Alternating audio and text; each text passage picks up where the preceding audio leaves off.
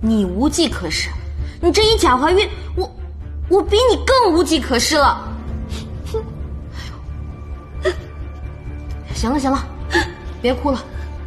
齐胜不还老来你这儿吗？以后把握机会就是了。我好心劝你啊，男人都是自由的鸟，最烦被束缚。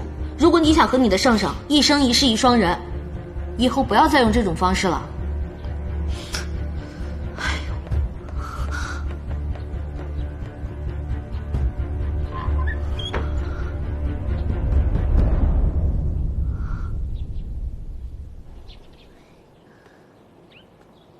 娘娘，怎么样了？江氏她没怀孕。啊？你说什么？哎呀，她是用了小三的惯用伎俩制假怀孕，为了笼络齐生的心。嘿，太好了！这样的话就省了咱们的事儿了，也不用咱们杀生作孽了。我的宝贝儿，这对我来说算什么好事儿啊？娘娘，江氏她没怀孕，你怎么还失望了呢？江映月生不下孩子，我用什么借口来搞掉齐胜？现在看来，之前的所有计划都无法实施了。娘娘，来日方长，咱们以后再想办法吧。我们先回宫吧，太医已经在那儿候着了。也只能这样了，走吧。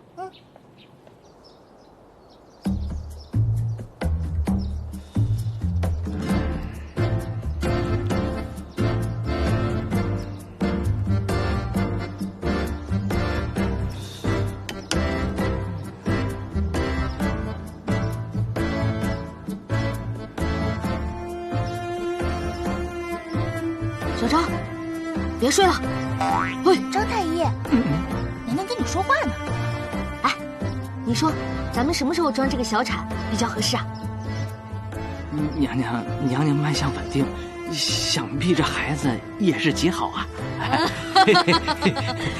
别装了啊，你就直接跟我说，咱们什么时候把这个孩子拿掉？啊，娘娘，这孩子是真有了啊！小张啊，小张，这个孩子不能有。娘娘，这个孩子可以有。虽然之前臣受张老夫人之托，要称娘娘怀了孩子，但臣上次给娘娘诊脉时，确实发现娘娘有了身孕。